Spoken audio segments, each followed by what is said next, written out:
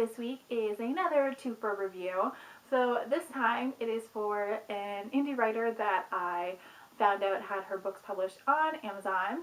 Her name is J.L. Paul. She originally actually published her works on Fiction Press, where such authors as Mandy Hubbard and Sarah J. Maas got their beginnings. I read her books on Fiction Press way back. I mean, I'm talking like early high school, I think.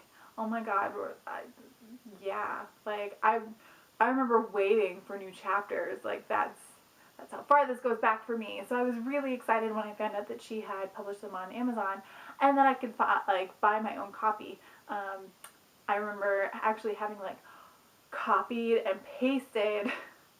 This is so bad. Copy and pasted all of the chapters into like a Word document so I could read it all the time when I was in high school because I loved it so much.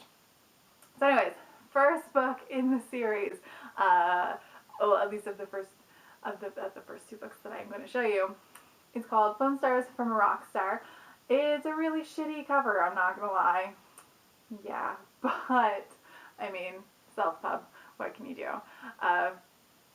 So this book is about a girl who's going into her last year of high school. Her name is Isabella, and her friends call her Bella, and she meets the main singer of this like totally awesome band that's rocking the charts named Jake when he basically hijacks her car at a fast food restaurant drive-in and makes her his getaway vehicle from screaming fans.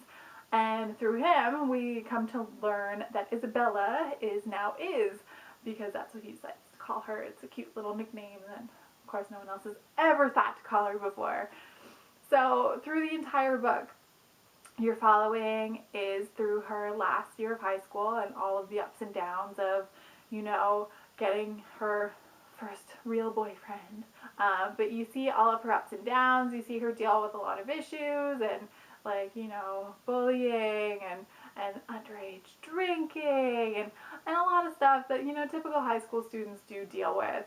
And you are basically, over the course of this book, which pretty much takes place over the course of the year, are watching the relationship between her and Jake really flourish and blossom into something that's actually lasting.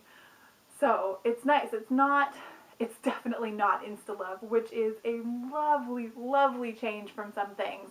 But you definitely are rooting from the beginning. You really want this relationship to work out, and you understand that as it goes through its paces of becoming more than just a friendship, you really do appreciate it for the fact that it is essentially at the core of it a friendship, and that Jake is there for Iz exactly how he needs to be at every step throughout the year. And I mean, when she realizes that she loves him, I kind of shed a tear a little because it was just so sweet.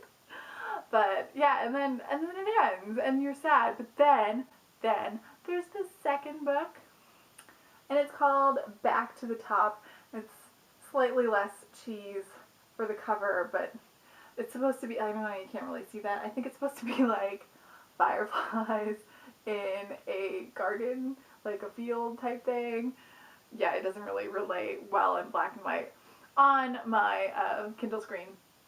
But anyways, this book takes place several years after Phone Calls to a Rock Star.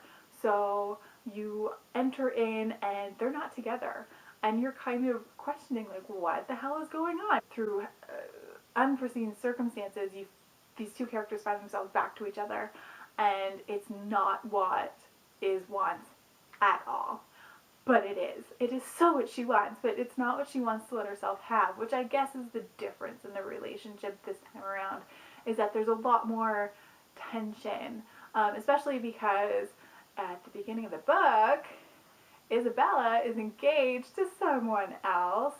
This book is dealing with, now especially the band is a lot more famous and, you know, in the tabloids all the time, and just dealing with that, and then this new relationship, and having Isabella suddenly thrust into the limelight as well is not a good thing for her because, you know, fiance finds out. In the beginning of these books, the characters don't know what love is. They grow to find out what love is, and then, you know, love can easily be broken, and love can be hurt, and the second book is about the rebuilding of that and realizing that, yeah, they really do truly love each other, and let's see exactly what they're going to put themselves through in order to be together.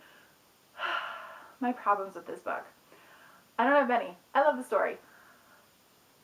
You can tell through the editing that, yes, it was written like a decade ago, because there are some references that you can just tell have been changed.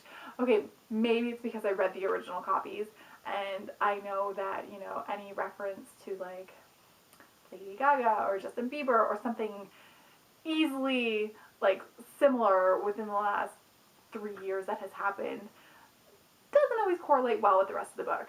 Like, yeah, I mean, these books were written originally at a time where cell phones weren't the biggest deal, and all of a sudden, in order to keep up to modern times, of course, they've been edited so that they kind of reflect that. And then there's the editing.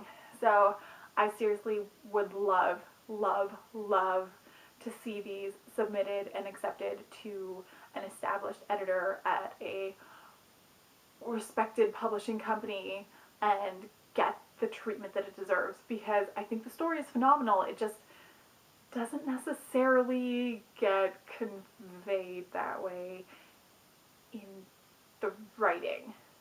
And not that the writing's bad. The writing is really great too. It's just, it really needs a good editor. And that is sometimes the difference between a phenomenal book and a great book. And this is a great book, but I think it has the potential to be a phenomenal book, especially with the opening market of new adult, and how a lot of series are like first books and sequels and trilogies and stuff like that, are starting out where the main characters are in their last year of high school, but then they transition into college years and, you know, adulthood, and it's nice that way. It really encompasses how the new adult genre is that bridging gap between young adult and straight up adult. So it's fantastic that way, and I think this book could really benefit from something like that. You can tell a lot of love has been put into it, and a lot of love has been put into the original, or the latest, I should say, editing of it. It needs someone who doesn't love it going into it to really take a red pen to it. And I think it would be the most amazing thing ever that would happen.